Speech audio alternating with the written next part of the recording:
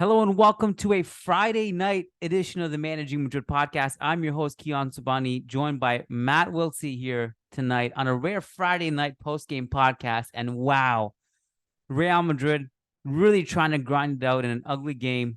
And it's the 78th minute. The team is about to drop a couple points. We lost our best player.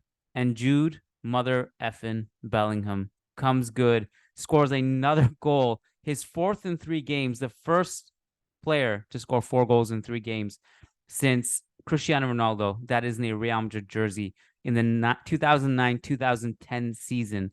And we are going to break it all down.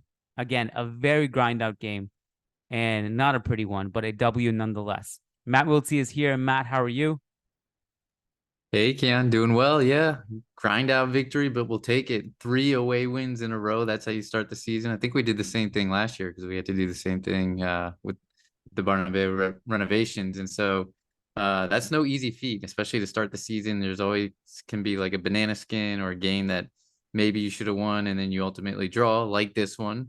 I could have seen it easily happening. And no, we've gotten 3 successive away victories. So good starting base. Good starting base. I mean, look, after last season, obviously it all went to shit after the World Cup. You hope that we can sustain it. There are obvious, valid question marks about how we can sustain this given the circumstances and given that right now the man bailing us out is not a striker and we don't even know how much he can sustain it because he's doing other things on the field. But hey, one game at a time. You need a W no matter how ugly it is. And we got 3 in a row. And we go back to the Bernabeu soon to play a very physical, let's put it that way, Getafe, without Vinicius Jr. We'll get to all that. Matt, we can go back all the way to the starting lineup. There are a lot of interesting talking points in this game, by the way, despite it being a low-scoring game. But let's take it back to the starting lineup. No surprises there. Pretty much what we've come to expect in the last couple games.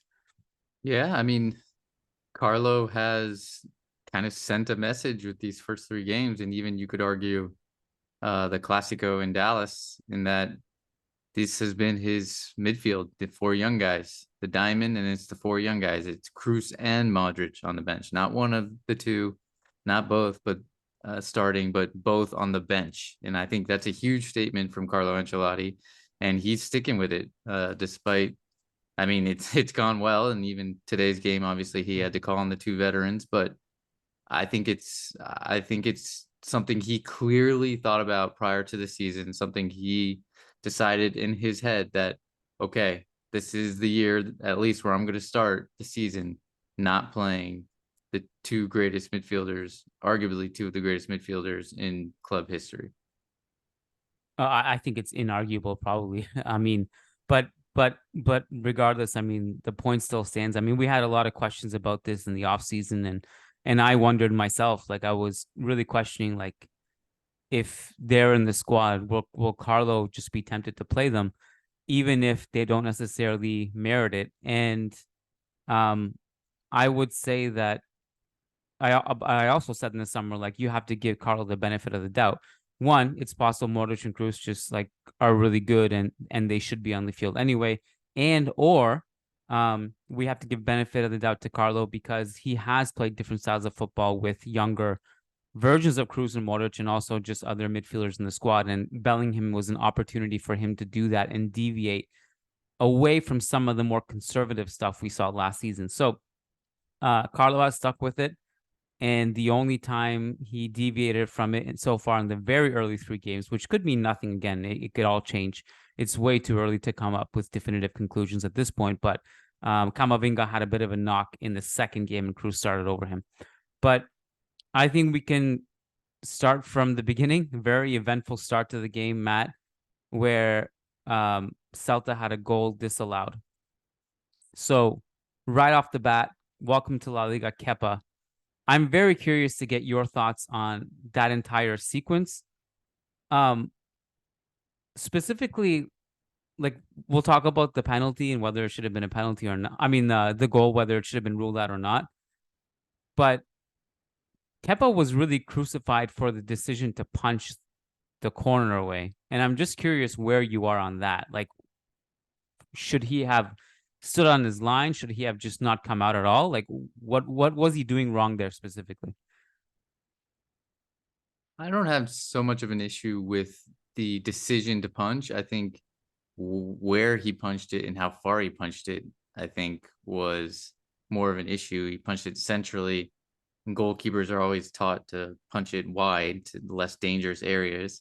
And he didn't punch it that far. It just got to the top of the box. Like usually you punch it high and wide. And so that's more of the issue. And it just felt like it wasn't just this sequence, it was multiple sequences in the match where it just feels like he gets out muscled, and when strikers get in his face or a player gets in his face, it's like physically he feels it. He doesn't fill me with confidence. Like he feels kind of like he goes down easy. He looks for fouls, and I don't know. There were moments like even on that goal that was disallowed. Yes, it was actually a really nice goal and a little subtle touch. I think it's from Larson, Mm-hmm. but it just felt like Kepa was really slow to react. He didn't react that fast. And in real time, it looked like Kepa's fault. Then you go back and watch the replay and you're like, oh, okay, it's actually a good goal. But I still think to myself, like, I don't know that he reacted that quickly. Like it wasn't like a snap reaction.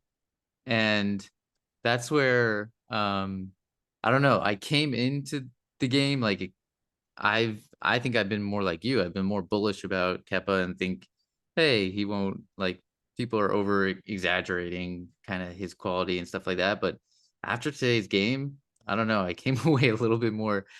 He didn't. There were so many moments where he did not fill me with confidence, and I just felt like, oh yeah, I've seen this. Now I remember I've seen this with Chelsea before, and I had more of those moments rather than like, oh yeah, this guy will be fine for a year. Okay, well, just to clarify, also, like it's not that I thought he was a world class keeper you bring in and everything's perfect. Yeah, yeah, My stance was that you lost Courtois. It's not easy to replace him so late in the transfer window. This was a 1 year loan with no commitment to buy. It's fine. Him and yeah. Lunin, like it's hard to come up with a better solution than that. But I also knew that there were going to be challenges with it. I also knew that he was probably going to make mistakes, but I also know that he's probably going to have some great saves this season. And he had a good season at Chelsea last season, all things considered. Um, I don't know. Like today, I thought the overall reaction against him was a little bit over the top. Um, so the first sequence, like you can say, like, okay, he should have maybe stood his line or shouldn't have gone for the punch or maybe punched it somewhere else. Okay. The goal was correctly disallowed. There was a tug on the shirt, even if it was soft or whatever. There was another one where I think this one might be the one you alluded to in terms of his ability to command the ball in the box and claim it, where he goes, and I think it was Larson again. Larson, Yeah, very eventful Larson game. He had yeah, 5 shots, a disallowed goal, a foul on Kepa. So I think it was Larson who just kind of hits him in the air and Kepa falls. And the ESPN commentators were like, Courtois would have commanded that and claimed that. I'm like, dude, he literally got fouled. Like he's getting checked midair. Like he goes to catch it in the air, someone hits him and he falls. Like I'm not sure. Like it just felt like a little bit too forced. I don't know. Like it was like I felt like a lot of people kind of wanted him to fail tonight. Is the way I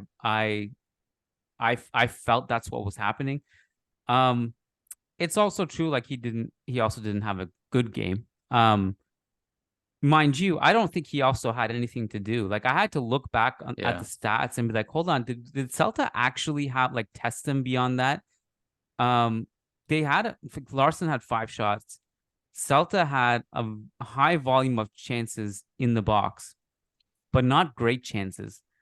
And I don't remember Kepa having really to do anything in this game. So um he hasn't really been tested yet, but it's true. Like, I don't think he had a good game either. I just thought like the criticism in some ways was a little bit over the top to me. Yeah, I mean, so part of it could be that people are so used to 6'7" Thibaut Courtois, and now you have like what Kepa's probably 6', 6'1", Yeah. and just yeah, Thibaut's not going to go down in that instance against Larson, but Kepa's just not as big, and I don't know. I think because you said something along the lines of like people are overreacting and they wanted to see Kepa fail, but I was in the bucket of like I want to see Kepa do well, and I came away with the sensations as the Spanish use. Like I came away with the sensation that he wasn't as good as I hoped.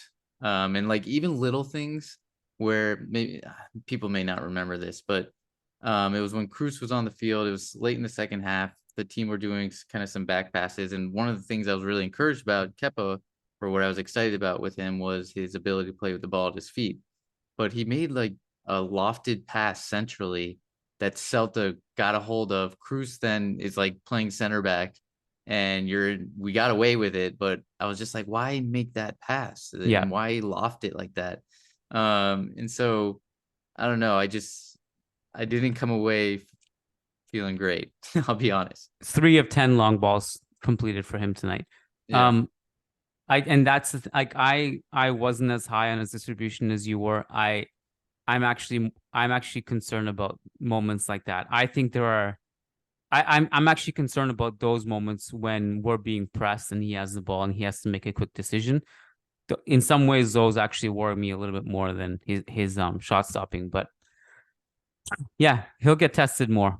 It may not be Getafe next game, but there will be a stretch where he'll definitely be tested more. Yeah. So the goal gets disallowed. That's another one. Like, I think maybe everyone just needs to calm down with that one too. Like people saying that I've already seen. I actually haven't checked my WhatsApp all night, apart from texting you. There's some unread messages from Diego. I'm almost sure that there's probably something in there about like, oh, we can't win the league with you guys. Like that was if he got fouled. The shirt was tucked. It's in the rules. So minutes later, Vinicius Jr. goes down injured. What were you feeling in that moment? You saw him grab the hamstring, and that's when you were like, oh. And Vini never, I mean, knock on wood, never gets muscle injuries. And so that's when you're really concerned is he's getting a muscle injury here. Like this could be a little bit more serious. I think it sounds like, given Carlo's press conference, it sounds like they took him off early enough that it shouldn't be too bad. And I think Ewan made the point on Twitter that, hey, after the Getafe game, Real Madrid had 3 weeks off or something around that. So he should be fine. I bet he only misses one game, but yeah, it was definitely a concern. And you start to think, that's when you start to think to yourself when that injury happens is, wow, yeah, this is what kind of everybody's been talking about, is what happens when you get one injury in this 11, and how does it shapeshift, and how do the replacements come on and perform? Because that's the big question. No, I don't think too many people doubt the starting 11 at this point and the midfield options. But the question comes is, once you get a few injuries, and we've already seen major injuries to players like Militao, Courtois, best in their positions. Now Vini, another guy who's best in his position. Like any team's gonna suffer when they lose that type of quality. But the question becomes, especially on the offense, like, can people step up?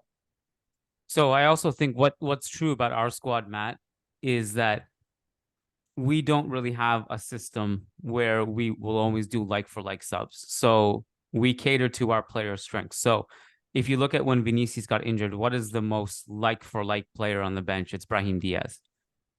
But we brought on Joselu instead and just changed the formation. All of a sudden, Fran Garcia was a left winger. Camavinga was playing elbow back. So that's typically our solution to everything. Every plan B requires change in formation and a player playing out of position. And I don't look. A lot of people will blame Ancelotti for this. He's given the squad that he's given.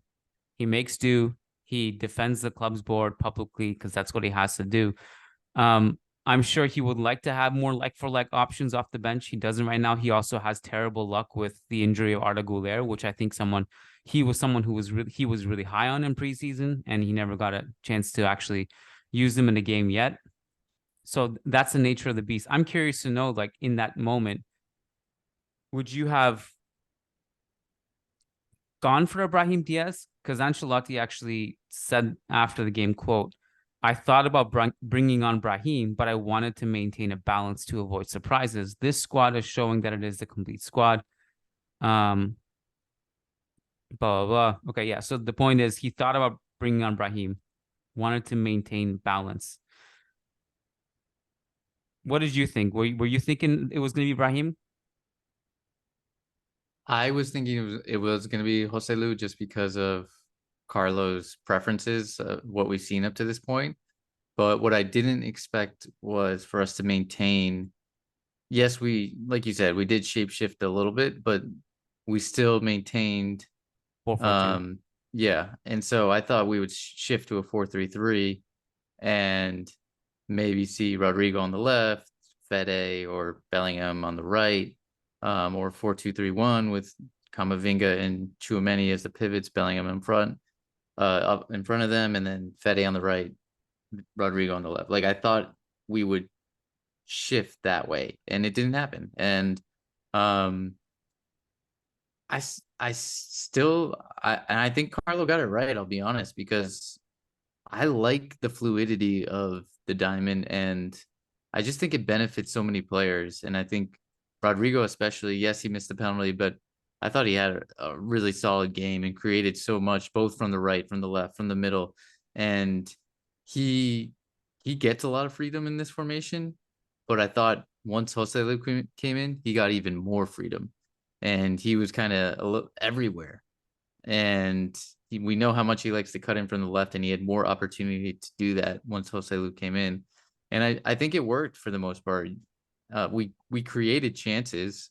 You think at the end of the half, that kind of awkward one where Joselu lets it go through his legs. Bellingham's a little bit surprised when it comes to him, and then Fede hits it. I think that was a great opportunity. It was a little bit unorthodox, but it was a great opportunity. And I think there were obviously Rodrygo had a couple where he just did one of his mazy runs, dribbled through the defense and got some shots off. And I think there was enough there for us today, definitely, to win by more than one goal. So I think it's interesting you point that out, and you bring up the fluidity. If you look at any given sequence, and it's true. I think we had a lot of possession in and around Celta's box, like trying to break through, but it was hard. In the end, we had 5 shots in the box, not including the penalty. And I think despite the possession we had in good areas, it was tough to break through. Credit to Rafa Benitez as Celta Vigo. I thought they did a really good job of closing space. I actually was surprised a little bit of how aggressive they started the game offensively, but I am also not too surprised. I guess when I think about it, they're at home. It's their centenary week, 100 years ago today. This week they were formed. It was a big week for them. They wanted to impress their fans, etc. So they started off pretty strong. But as the game wore on, they didn't get ahead that much, but they closed a lot of space. But I think it's interesting when you look at Real Madrid's possession, especially in the first half, when Tchouameni and Camavinga were still on the field. There were just everyone was just there, like up front, and you had Rudiger and Alaba keeping a really high line. Fran Garcia was way up the field. Carvajal was getting up. Then you had Fede Valverde and Camavinga just like basically in the half spaces. You had Bellingham in and around the box, and you had Tchouameni like literally stationed almost like as a 10 on the ball. He was so advanced. And there were really nice sequences of counter pressing where Celtic would clear, Tchouameni would be right there to sweep it back up and win possession back. We would go. But I just ultimately thought there was just not enough space. And I think it was just hard to break through. And I think you got to give credit to Celta for that. Yeah, I think I agree. I think Benitez put together a nice game plan that worked pretty well for the first 30 minutes, especially. I thought Celta pressed well. I thought, like you said, closed down space really well. They were doing I was watching Bellingham quite a bit, and it'd be fun just to have a camera on him because he's making so many runs off the ball. Like first 20, 30 minutes, he barely got any touches, but he was making so many runs off the ball. And the team, like again, credit to Celta, they really closed any passing lanes, so the team couldn't find him, and it would have been a difficult ball over the top to try and play him through. But just those runs forces a defender out of the way and moves defense and forces a defense to drop off. And so his runs create space for others. And so I think we did a nice job there just with the off-ball movement and the fluidity, like we've talked about. But yeah, I think Celta were really, I mean, it's what you expect of a Rafa Benitez side, tactically well drilled. And they had some standout performers, like Oscar Mingueza, the former Barca guy. I thought he was really good to start the game. Gave Fran Garcia some trouble. Larson, who we talked about, thought he was kind of a nuisance and a pest for our back line. I think they started to fade though a little bit as the game wore on, and you talked about it, where Tchouameni and Camavinga, it just felt like they were gobbling everything up, that whenever Celta tried to transition, they were there. And then we just went right back down their throat. So, yeah, I think first 30 minutes or so, Celta were right in there, but then the game started to, the momentum really shifted in our favor. Yeah. The Mingueza point I wanted to bring up, I think we can transition to that. I know it's been a hard start to the season for you because your arch nemesis Tchouameni is having a good season so far, and Fran Garcia, your number 2, is playing every game. Whoa! Whoa! I'm the one who publicly backed Fran Garcia like 2 years ago over Miguel Gutierrez when everybody was like fanboying Miguel Gutierrez. I said Fran Garcia. This is true. This is true. Remember your love for him originally. Never forget that.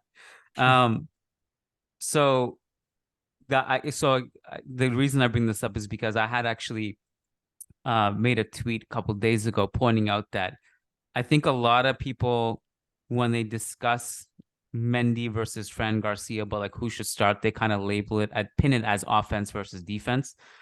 And I thought it was a bit of a disservice to Fran Garcia because I actually think he can defend. But the reason why he can be poor defensively is not because he individually is not a good defender, but I think it's because he leaves a lot of space behind him. Yeah, he's pushing up. Yeah, he's pushing up. So in this game, you saw that, and you look at the numbers. Mingueza had 11 crosses today, and so they were taking advantage of him getting in behind that space. And I thought one of the issues was that Camavinga, who was the guy who was, I mean, it's funny because last season's left back cameos, it kind of ingrained in him how to play that role. So even when he's not playing left back, he knows how to go there and cover for Fran Garcia. So you had a whole situation in the first half when Vinicius left, where Camavinga was everywhere, but mostly he was covering for Fran Garcia behind, and Fran Garcia will go play left wing, Camavinga will drop left back.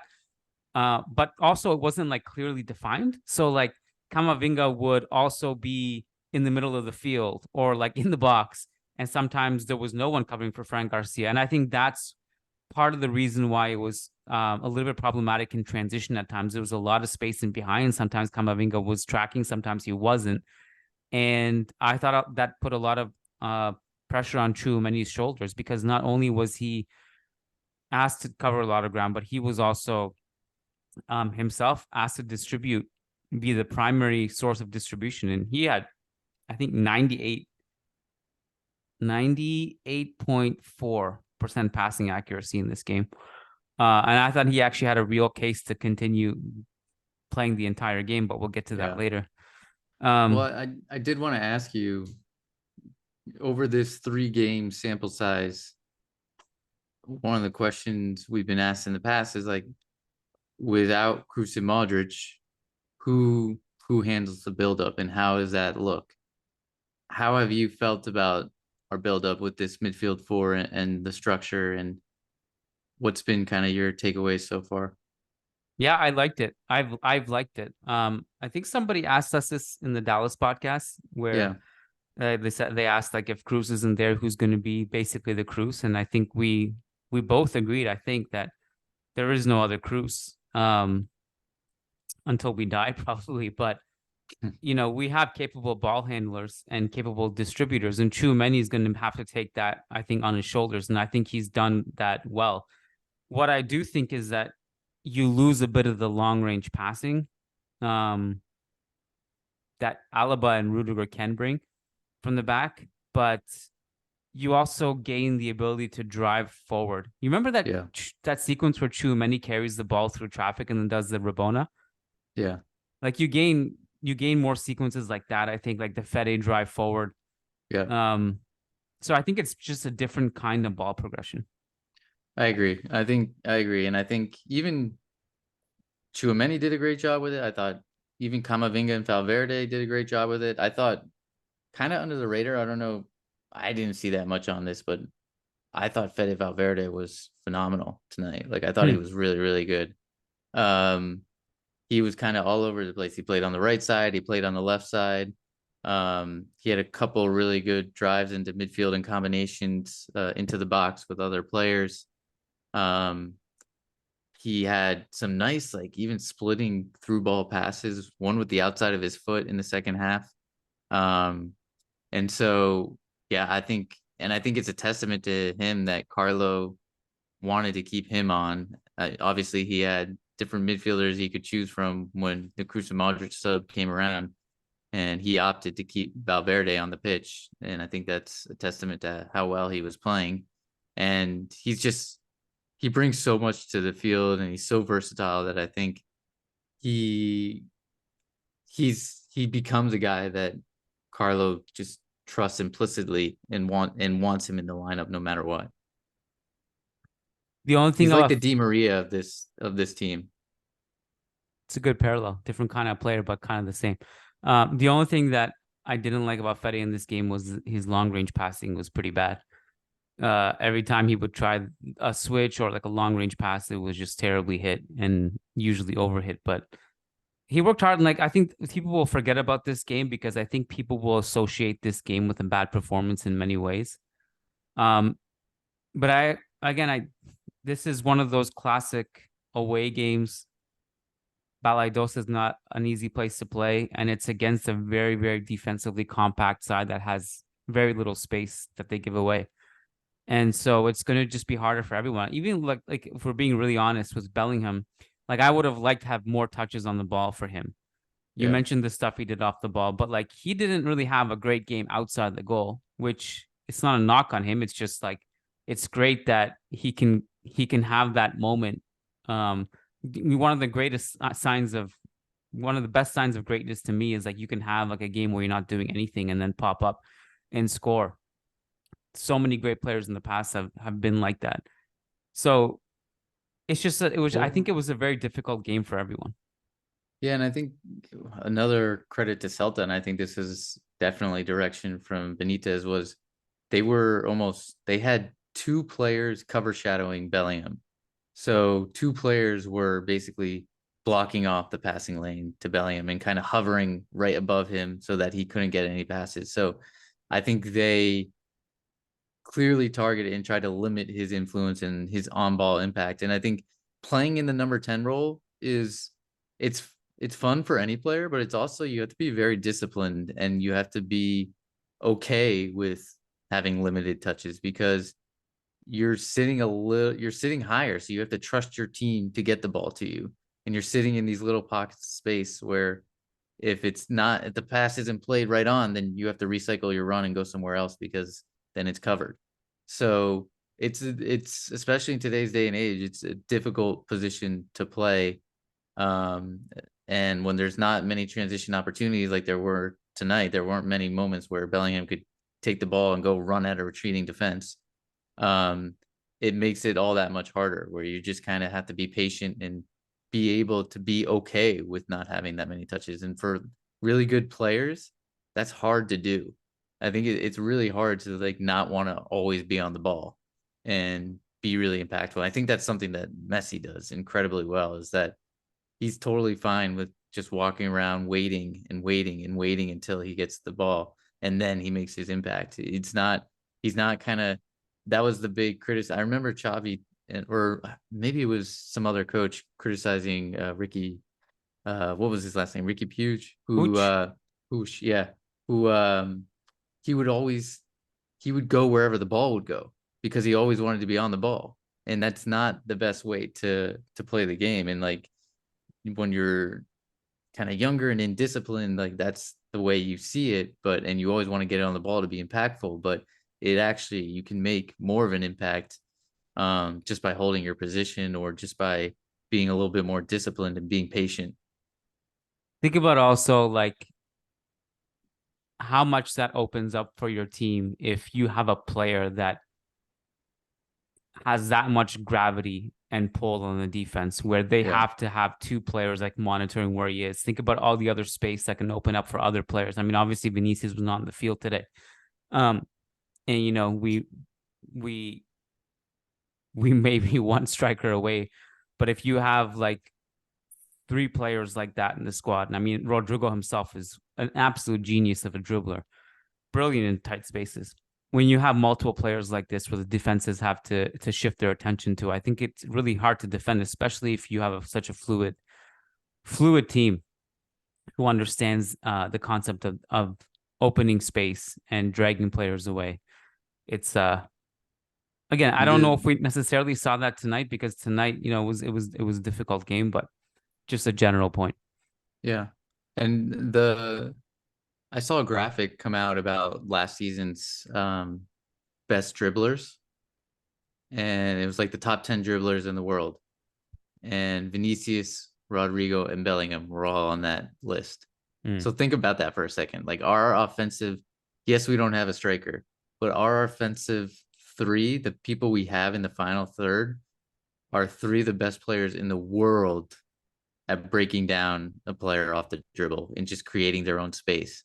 And so when you reframe it like that, and kind of when you think about just how devastating that could be, it's a totally different looking attack, but it's just so many guys that are so good off the dribble. I think it's I mean it's fun. Like it makes for a fun attack even though you don't have a striker. Rodrygo last season, 10th in all of the 5 big leagues combined in successful take-ons. Yeah. Like total. And he actually he wasn't starting every game either. Yeah. Yeah. And tonight he had 8. 8? Oh wow, I didn't see that. Yeah, some of his dribbles tonight were insane, actually. I think he just ultimately ran, like he can't cook the whole team. Like he would take on like 2 or 3, and then he would just run out of room. The one that I circled back on, which one was it? It was the non-penalty call. So I think 10th minute, he goes down. To me, he kind of was trying to make contact. I think if he would have just kept going, I think he could have scored there. Do you remember?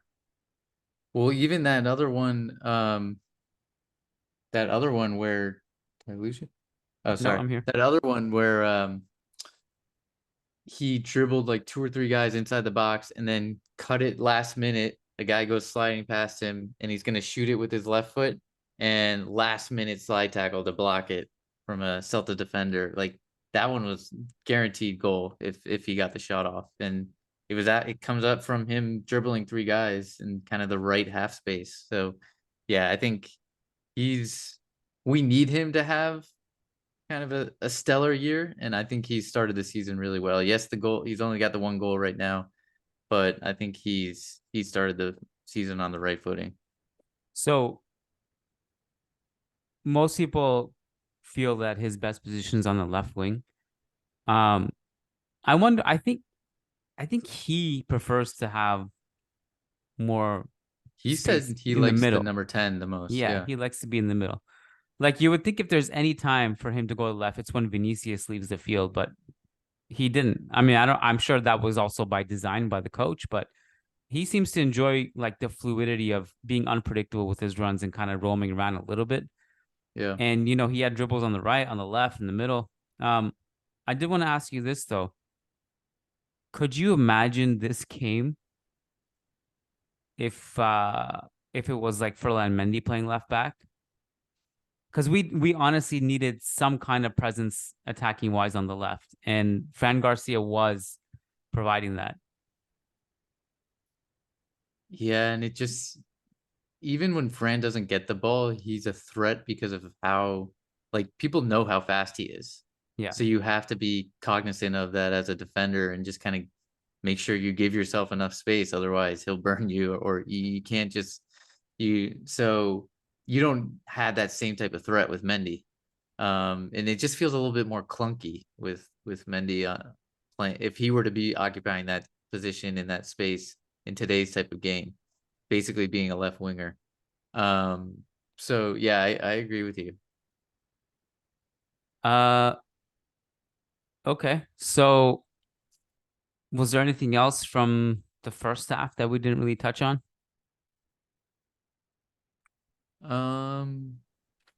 No, I don't think so. Um, his role varied throughout this game, Camavinga, but him and Tchouameni both I thought were really good. I like to start the second half. It was a bit of a double pivot in a 4-4-1-1 kind of deal. And him and Tchouameni were in the midfield together. And I thought they both looked pretty good. Just like very commanding presences. I thought there were moments where Camavinga maybe could have done a little bit better with his marking, but he had a couple of really good defensive interventions. Overall, like it was more good than bad. The one that sticks out, like he could have done better, was one that he stopped tracking Mingueza on one of the first half things, and then first half transition attacks, and he gets cooked by Bamba on the wing in the second half. But that's about it. Other than that, I thought he was great, and Tchouameni was fantastic as we mentioned. Should we get to the subs? Yeah, I guess the only other thing I would say on that is I've been pleasantly surprised at how well the coverage has been for players in that midfield diamond, whether it be for fullbacks or for just their fellow midfield partners. I think they've picked it up really quickly, and like Camavinga and Fede Valverde have more often than not been in the right spots, and then Tchouameni is just making it feels like all the right decisions, like when to press, when to drop, which spaces to occupy, much better than last season. And so that's been a pleasant surprise for me. It's just like how well it's already functioned 3 games in with a new system and formation. Second half, Matt, was actually much better than the first half in terms of control, in terms of limiting Celta's transition attacks. And I also want to give a shout out to Rudiger and Alaba. I think defensively they've been good, but their passing, especially Alaba, remains really, really good. I'm going to be writing about it this weekend, next week, whatever. But I've been really impressed with Alaba on the ball, and Rudiger's filled in really nicely so far. And Dani Carvajal, dare to say, third straight good game. There was one in the second half where he had like 3 defensive interventions in a matter of 10 seconds. Bamba takes him on, and Carvajal stands his ground in the box, wins it. The ball bounces around, he wins it again, and then it comes back on the wing again, and he wins it again. He was also really composed under pressure. Control was nice. Defensive reads were good. This is another good Carvajal performance.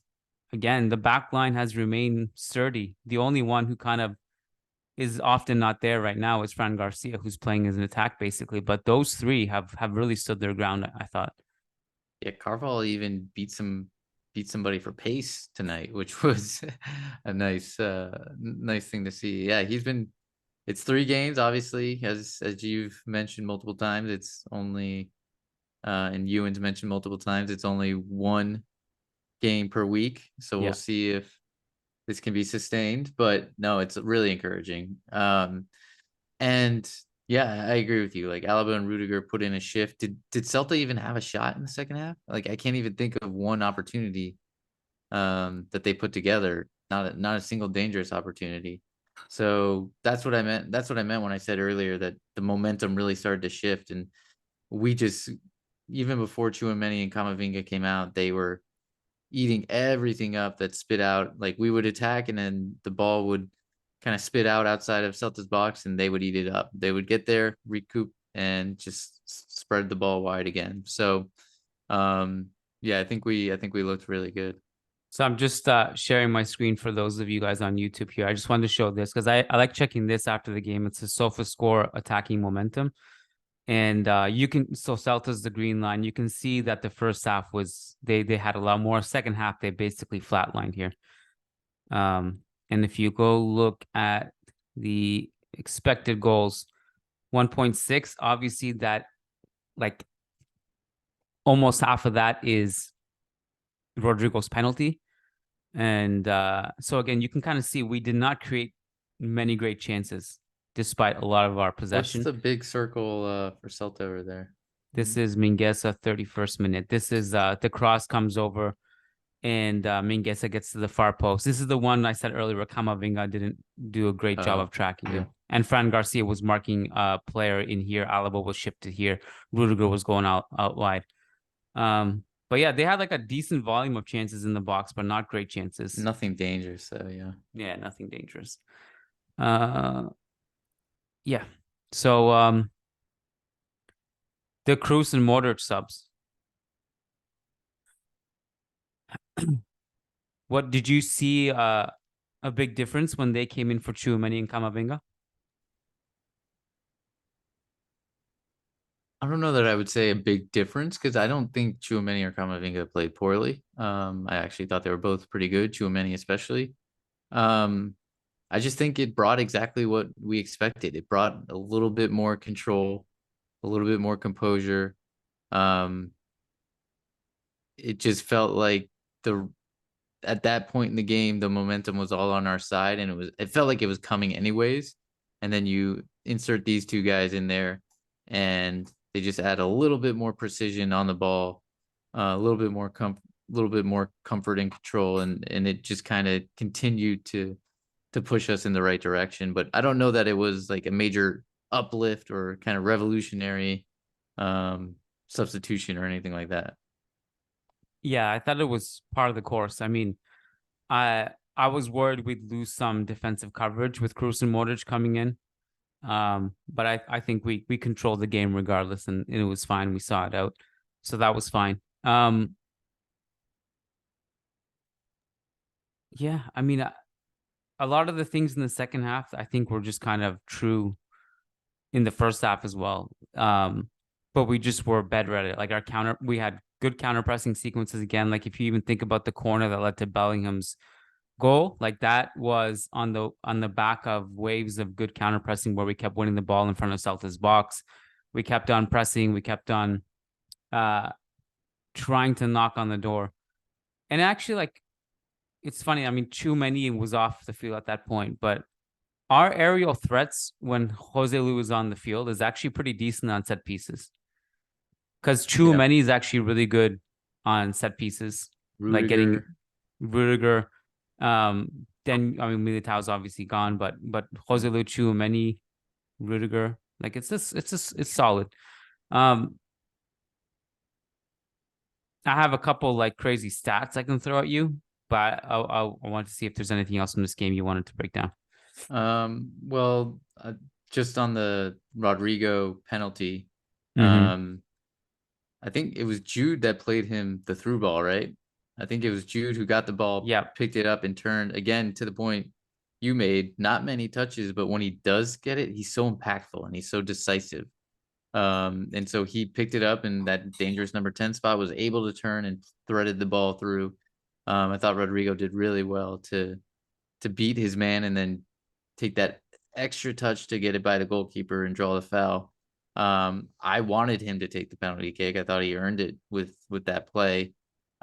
Just a bummer that he couldn't convert it. And Ancelotti, I mean, he was livid. I think it's just because back to back. I mean, obviously Vinicius missed in Dallas, and then this miss with the two young guys, and you got other players on the field like Modric, Alaba, even Joselu. I think he picked up the ball at one point. Those are guys that probably are used to converting it day in, day out, not day in, day out, but pretty consistently and have done it before. So I don't know if Ancelotti was livid just because he didn't want Rodrygo to take it and then he ended up missing. But yeah, who do you have taken it if after all this? Okay, so I can't believe we left it for this late in the podcast. I forgot this was a big talking point in this game. Rodrygo's missed penalty. So I think this goes all the way back. I'd like to take it back to in a previous press conference where Ancelotti talks about this and obviously after Vinicius missed his penalty in preseason. Ancelotti said it can be between Rodrygo, Vinicius, Modric. Who else did he mention? I have the quote here in front of me, I think. Just give me a second. Bear with me, it'll be worth it. I want to get the names right. Rodrygo. Where did Coco? Anyways, Joselu, I think. Joselu, I think, was another one. Kroos and Modric.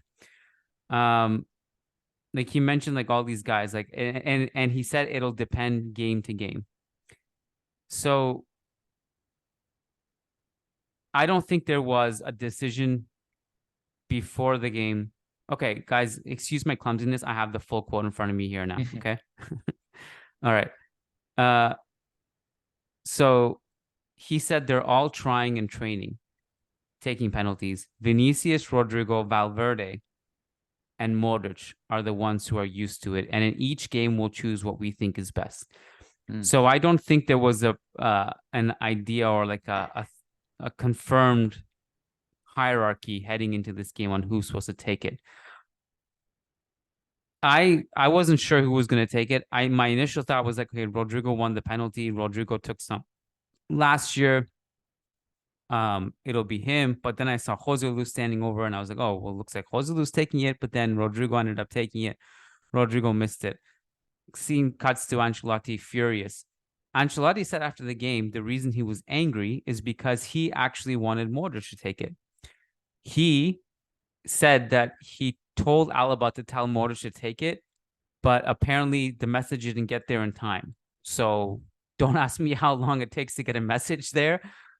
I don't know if he's using a fax machine or he can literally just yell it. It doesn't seem to be that difficult to me to transmit a message, especially when there's time for VAR to check it and there's a delay. So I'm not sure what happened there. I'm not sure if Modric and Rodrygo had a different decision on the field. Maybe Modric was like, do you want it? And Rodrygo was like, yes. I don't know. I'm just making this up now. So I don't know what scenario led to Ancelotti telling the team for Modric to take it and that message somehow not getting put into action. That part is fuzzy to me. But like, I will just say, like, in a vacuum, I saw a lot of people who were very opportunistic that Rodrygo should not have taken it. Of course, they're going to say that Rodrygo missed a penalty.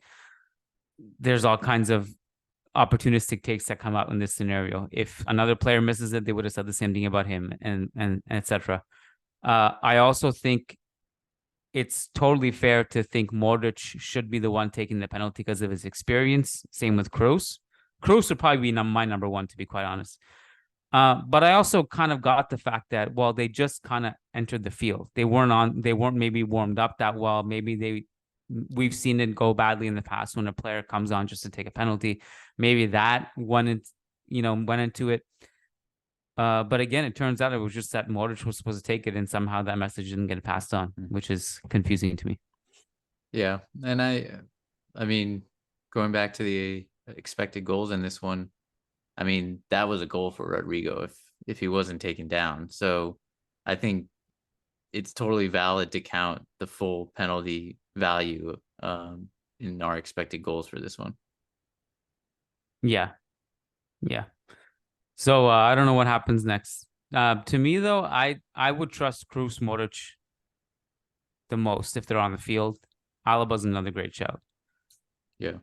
I would trust Joselu, I think. Yeah, I would too. Bellingham. Yeah. Give Pichichi Van Bellingham his goals. Yeah, seriously. I would just give it to him at this point. Yeah, so like I don't know. Like look, Rodrygo last season, we all would have given it to him. This was his first penalty he took since the Brazil World Cup miss. Oh, it was. Oh, yeah. Wow. Great save though. Yeah, it was. Okay, so there are some interesting things. Have you read the post-game pieces from Ewan and Sam on the website yet? Not yet. All right, great. I like when you don't see them so that you're not surprised. I always learn new stuff. So As a reminder, everybody, go to managingmadrid.com after the game and you get immediate analysis. So, actually, no, it was this one here. I'm just sharing my screen here. So, Sam leverages 3 stats piece. Kepa is the first Real Madrid goalkeeper to keep a clean sheet on his debut away from home this century. It's such a specific stat. Yeah. And you're like, okay, well, that's very specific. How impressive is it actually? So these are all, this is the list of goalkeepers who have not been able to achieve this feat on their away from home Lucas debut. Zidane. Diego Lopez, Keylor Navas, Kiko Casilla, Lucas Zidane, Thibaut Courtois, and Andre Lunin. Bang. Also, away wins at Balaidos, 15th of the century. That's more than any other away stadium we've had W in, which is pretty interesting because Balaidos is such a difficult place to play. Yeah. So I just thought I'd share that with you. Yeah. That's good stuff. Anything else you want to cover? We got to talk about the goal. Okay, let's do it.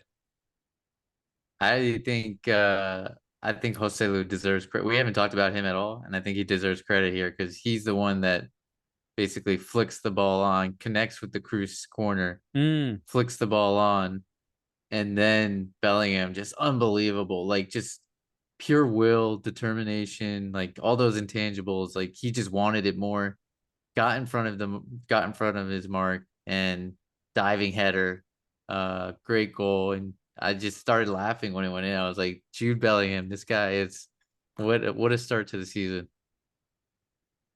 I love that you brought up Joselu on that point.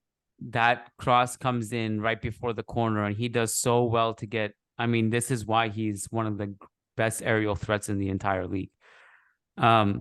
So he does his job as a target man in that situation, tries to cut it across goal, and then Kroos hits the corner, it comes in. The commentator, I think it was Stuart Robson, made this point that Bellingham actually is initially offside. He recognizes it and makes a concerted effort to get back onside to meet the header, which is another kind of IQ thing. I have to share my screen. I hope that it doesn't lag too much.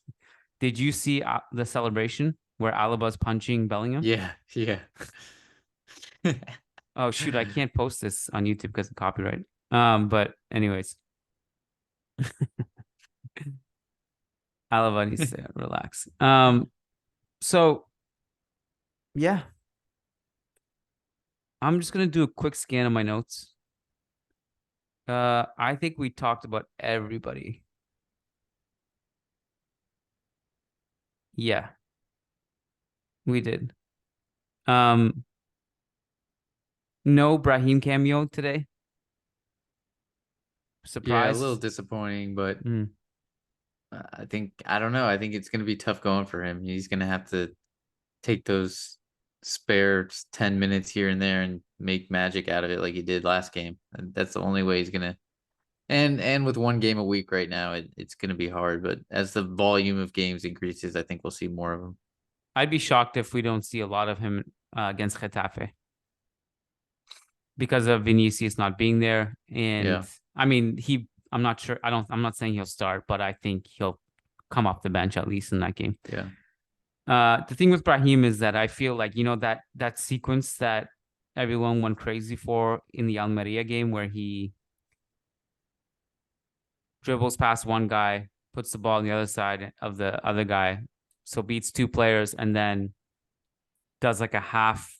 He's at a shooting angle, but then he tries to pass it to Joselu, who's like, it's kind of a blind pass. I thought that was a great example of the Brahim Diaz experience, where it's like he's clearly talented, but I don't think he makes the best decisions at the end. Yeah. But I'd still like he players can be a like spark that. though. He can be a spark like that. Yeah. I still like players like that because I think the intention is in the right place. It's to be proactive and make things happen. Yeah, but like that compared to like Asensio would kind of come on and just not influence play. He would Mm. come on and score the goal, produce the assist, but he wouldn't Yeah. really influence play and build up. I think Brahim will probably be the opposite. Maybe he won't score or assist as much, but he'll come on and be a spark and like Yeah. ignite play and influence our game. Yeah. Make his presence known. Yeah. That's important. Okay, cool. So I just wanted to give the listeners a heads up. I mean, it feels like a Sunday night right now. Because I'm just so used to doing these post game pods with you on Sunday night and not Friday night. So we have a whole weekend of no Real Madrid games. But of course, there's a bunch of other games this weekend. Bear with our coverage on the Rubiales thing. So Kanita did a great job of summarizing everything with the whole Rubiales situation last night. Of course, since last night, so much has, for lack of a better word, gone to shit. This shameless bastard has embarrassed himself even more, and he needs to go. And Kanita and Yash are working on getting everything ready, like as accurately as possible, and just try to formulate not only their position, but also just to summarize everything. It's a lot of work. So just a lot of, I want to give a shout out to those two who are doing thankless work covering all this shambolic mess. And no, I mean, I'm stating the obvious again. I'm not going to go into it too deeply now, but just the fact that the absolute shamelessness of everyone in that room clapping for everything he was saying today was disgusting, including from both the men's and women's coaches who were there. So great on every female player who came out and said, we are not playing until this guy goes. Great on many men's player former and current, such as Isco, Borja Iglesias, David De Gea, Iker Casillas, off top of my head, but I wish there was more. I think more men need to come out and step out and be vocal about this. This guy has no business running any federation. Quite frankly, this guy has no business running anything or working anywhere. But certainly should not be running the show at the federation level. So thank you, Kanita and Yash, for covering this for us. And shout out to you guys. Also on the website, plenty of coverage, plenty of analysis.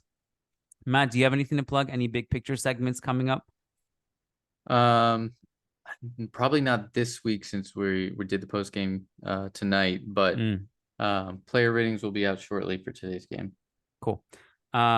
So I'll drop a big column, I think, in the next few days, working on something. And on Wednesday, we have a live call over on patreon.com/managing. On Thursday, we have a mailbag. On Friday, I think big picture with Matt. And I think Jose and I are also doing a preview show for the Getafe game. That's all over on patreon.com/managing. We hope to see you inside. Matt, this was fun. I'm glad we broke this down together, and let's hope for another W in the Getafe game. Thanks for chatting, buddy. Take care. Yep. Thanks, Kiyan.